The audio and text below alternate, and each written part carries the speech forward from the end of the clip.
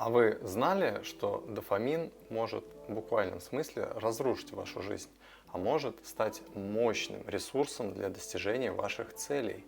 В этом видео я расскажу о своем двухлетнем опыте дофаминового голодания и о своих кардинальных изменениях в жизни. Я дам вам подробную инструкцию по применению дофаминового голодания, а также вы узнаете, как работает дофаминовое голодание и как оно помогает достигать целей. Итак, все-таки, как устроен дофамин? Когда мы преследуем какую-то конкретную цель и движемся в ее направлении, мы испытываем определенные чувства и эмоции. Это может быть состояние драйва, радости. И по сути, мы их испытываем благодаря гормону дофамин. В этот момент выделяется дофамин. Когда мы с нетерпением ждем чего-то, что вот-вот должно произойти, радостное, долгожданное, в этот момент выделяется гормон дофамин в большом количестве. Например, вы собираетесь съесть вкусную шоколадку, или перед вами ставят аппетитный бургер перед долгожданным свиданием, или, например, перед занятием сексом. Таким образом, дофамин – это состояние предвкушения, а вот когда цель достигнута, в этот момент вырабатывается гормон серотонин. Но сегодня мы поговорим больше про дофамин. Еще один очень важный момент. Существует два способа получения дофамина. Я их назвал экологичный способ и неэкологичный. К экологичным способам относятся спорт, занятия спортом, прогулки на природе, достижение целей краткосрочных и долгосрочных целей. Чем мощнее цель, тем больше вы получаете дофамина в конце. Утренняя зарядка, контрастный душ, ведение списка дел с галочками. Что это значит? Вы записываете список дел на день, например, и после выполнения вы или зачеркиваете, или ставите плюсик, либо галочку.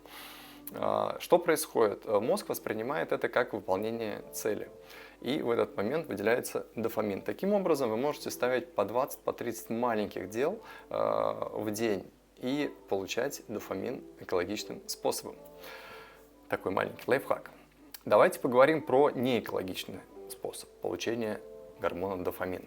Дела, дающие дофамин здесь и сейчас, еще и в большом количестве. Например, соцсети, просмотр порно, компьютерные игры, азартные игры, сладкая и жирная, в общем, вкусная пища, алкоголь, никотин, наркотики, шопинг, фильмы, сериалы. Казалось бы, подумаешь, съел бургер или посмотрел любимый сериал, получил, так сказать, большую порцию дофамина. В чем может быть проблема? Основная проблема в энергетическом откате. Чем больше мы дофамина получаем за короткий промежуток времени, тем нас ждет больший откат. Самый большой откат – это от наркотиков и алкоголя.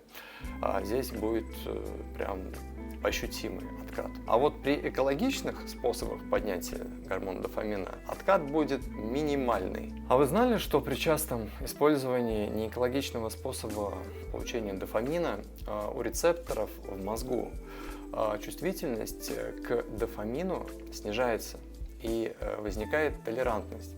А это значит, что с каждым разом при получении неэкологичного дофамина вы будете нуждаться в нем все больше и больше, то есть доза будет увеличиваться. Также мозгу становится неинтересно получать дофамин экологичным способом, ведь здесь нужно делать упор на такие сложные пункты, как, например, спорт, достижение целей, на которые уходит значительно больше времени. По сути, в этом и самая большая проблема.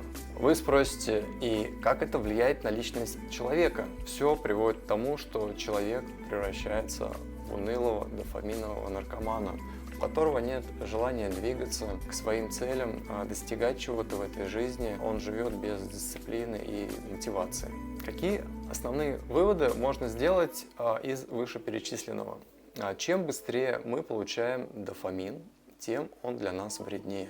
То есть за быстрые удовольствия, приходится платить двойную плату. Наступил момент, когда я познакомлю вас с практикой дофаминового голодания, но перед этим расскажу, что изменилось в моей жизни во время практики. Итак, я практикую дофаминовое голодание уже 2 года. Также я подробно изучаю эту тему и изучаю свои состояния при помощи ведения дневников. Дофаминовое голодание, или как его еще называют, дофаминовая аскеза, появилась в моей жизни вообще случайно. Я интуитивно начал отказывать себе в удовольствиях. Все началось с сахара сладкого, потом соцсети и так далее. Чувствовал, естественно, перемены. Потом на одном из тренингов, кстати, очень таких крутых тренингов, я узнал, насколько это крутая практика и насколько она полезная. И тогда уже начал, серьезнее к ней относиться. Обычно я беру дофаминовую аскезу на 3 недели или на месяц от 2-3 дофаминовых радостей.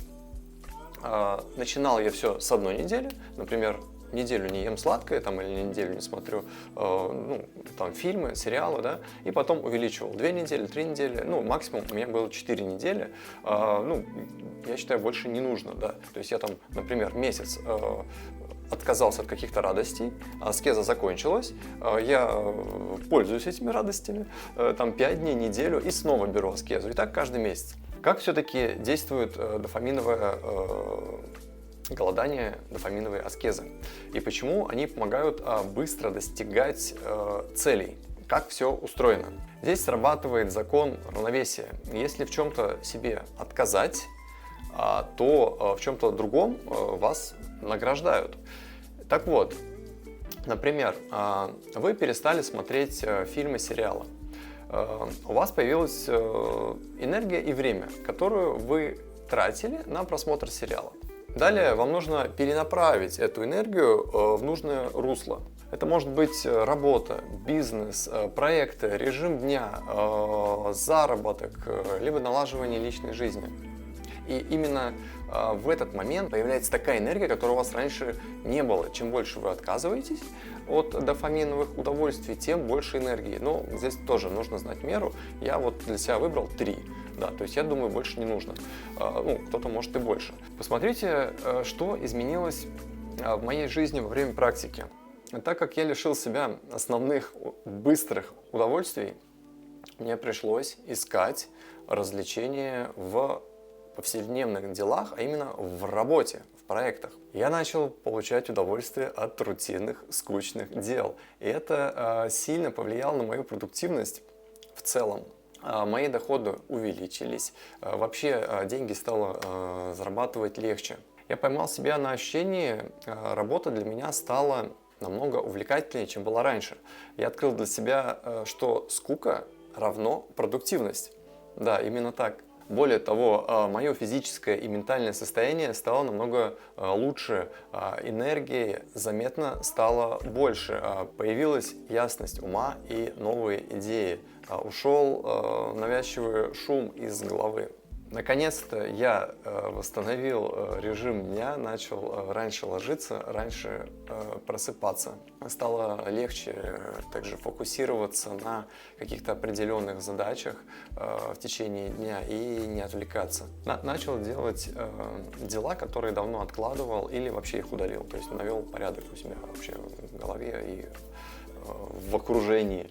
Времени стало намного больше, по крайней мере, мне начало так казаться. У меня также, видимо, восстановилась чувствительность дофаминовых рецепторов в мозге, и я начал радоваться вообще обычным, простым делам. То есть дыханию, да, ветер, ощущать ветер, смотреть, наблюдать за насекомыми, муравей, птица и природа. То есть я по-другому начал воспринимать мир. Как будто бы пропала эта, зашоренность. А сейчас я покажу вам инструкцию, как применять дофаминовое голодание, дофаминовую аскезу в жизни. Выбираем, от чего отказываемся, на какой срок 1 неделя, 2, 3 или 4. Пишем намерение, на что направляем энергию. Это цели, желания, ради чего, собственно, мы отказываемся. Да? Делаем заметку с напоминанием в календаре или в смартфоне. Для того, чтобы данное видео было для вас максимально полезным, я предлагаю взять аскезу на 1 неделю.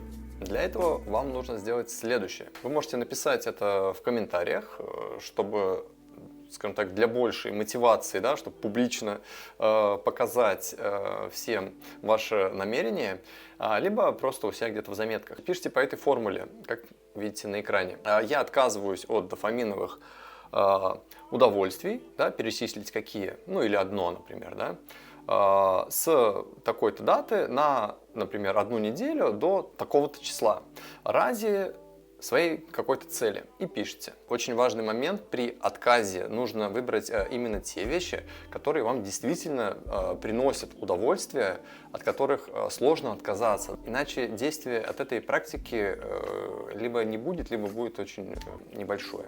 Всем пока, до встречи в следующих видео.